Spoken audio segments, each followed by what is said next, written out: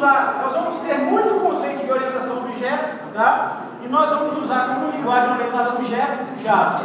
Ela é um dos melhores exemplos de orientação a objeto. Existem outros. Exemplos: .NET. O que mais? O C# o C#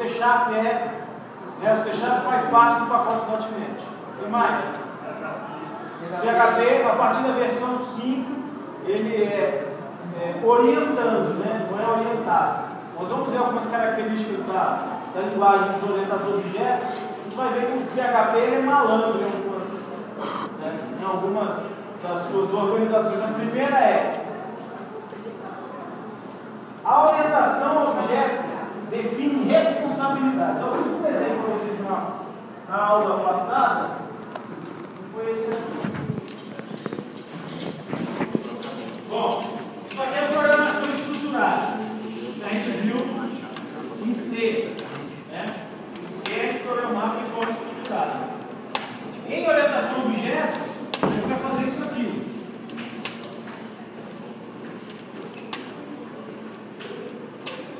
Então, uma das características das linguagens orientadas ao objeto é ser fortemente tipificada.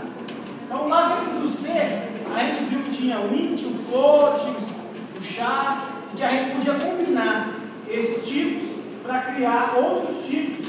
Né? Então, a gente já criou o typedef que a gente utilizou e por aí vai para criar outros tipos. Na linguagem orientada ao objeto, é muito mais simples criar tipos, tá? E nós vamos criar tipo para tudo. Então, enquanto é uma programação estruturada, por exemplo, se a gente fosse fazer uma lista, né? Na lista lá que a gente implementou no semestre passado, então a gente tinha um typedef que criava uma lista, né? Dentro da lista tinha os 3 campos, né? Tinha um contador do tamanho de lista.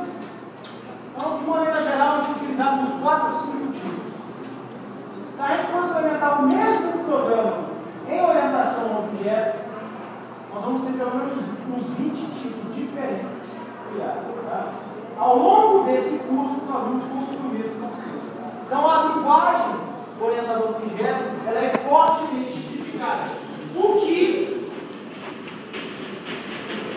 aprende um pouquinho de PHP. Porque o PHP, ele pode ser tipificado, mas ele não é uma linguagem que há necessidade de tipificar as variáveis. Uma variável, em um momento ela pode ser de um tipo, em outro momento ela pode ser de outro tipo, em outro momento ela pode ser de outro tipo, e não há definição do tipo de variável em nenhum momento. O que é muito ruim. Tá? O que é muito ruim. Alguém não assinou a lista de presença? Bom, vamos começar então. Conhecendo um pouquinho da história do Java. O Java hoje, um dia eu vou parar de falar o Java hoje. Né? Vai ser o Java ontem, mas ainda é. É uma linguagem de grande porte. Normalmente a gente desenvolve sistemas de médio e grande porte utilizando Java. Tá? A gente vai ver as facilidades da orientação ao objeto, que elas vão permitir para a gente. A gente vai questionar alguns conceitos que a gente viu em estrutura de dados. Ok? Mas, ainda assim, é uma linguagem de um poder muito grande.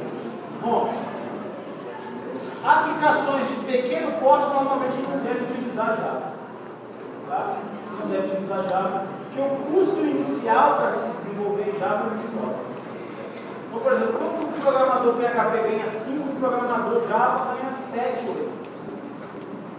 Tá? Só para vocês terem ideia. Tem muita vaga no mercado e tem muitas grandes empresas que utilizam esse tipo de linguagem. Tá? Até porque a gente vai ver aqui alguns pontos hoje importantes do Java. Bom, criado em 91 ou 94, né, nesse período, tem alguém que é de 91 aí? Antes de 91, tem? Nascido, né? Vocês nasceram tudo Java. Não, Java já é velho. Java já também é velho. Para mim, o Java é super novo.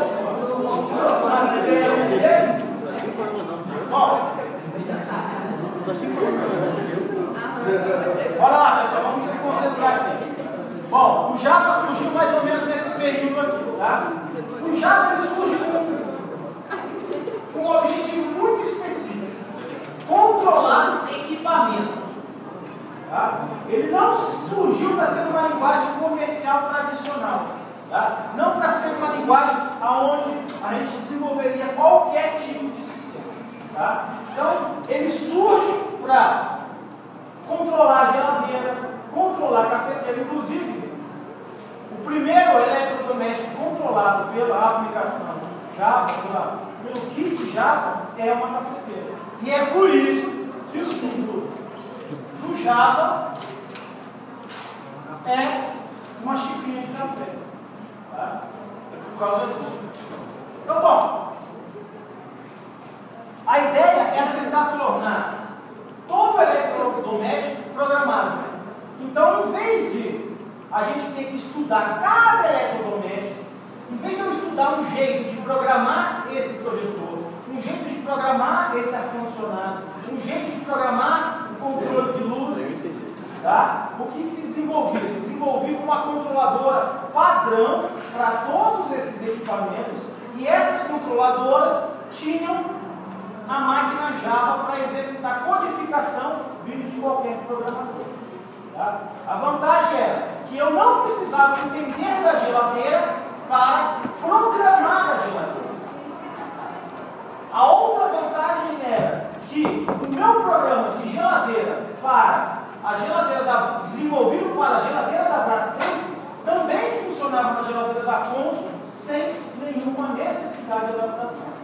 No curso do semestre passado, a gente viu, por exemplo, que o desenvolvimento dos programas eram bem específicos. Então, quando a gente mudava uma estrutura, por exemplo, alterava a nossa programação. Quando a gente tentava tornar o programa mais rápido, a gente dependia das características daquela estrutura. Tivemos alunos que fizeram trabalho no Linux e a compilação do Linux é diferente da compilação no Windows. E isso não vai existir na realidade já.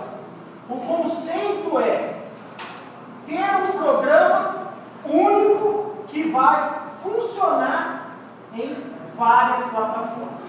Ou melhor, ele é independente de plataforma. Tá? Então, o Java surge nesse ambiente. Uma linguagem que pretendia controlar equipamentos domésticos, tá? Eletrodomésticos, mas de uma forma simplificada. Ok? Ou seja, quando eu quisesse usar, por exemplo, a minha cafeteira, ou a minha geladeira, por exemplo, estou programando a minha geladeira. Então, olha lá, o comando liga, desliga, gela, desgela, descongela o freezer, ajusta a temperatura. Toda vez que dentro da minha programação eu acionasse o comando, sei lá, gelar,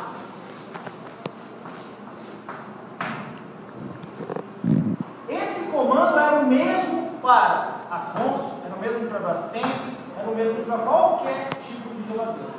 Tá? Por quê?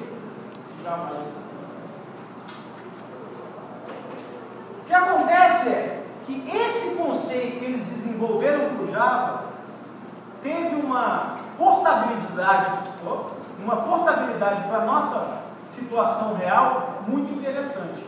Tá? Então a gente começa a ter, bom, todos os computadores rodam o mesmo sistema operacional, sim ou não? Não. Vamos lá. Quem tem Linux instalado no computador aí? Qual a sua versão de Linux? Ubuntu, qual o seu? Alguém tem Red Hat, Fedora, CentOS? Eu não tenho Fedora, mas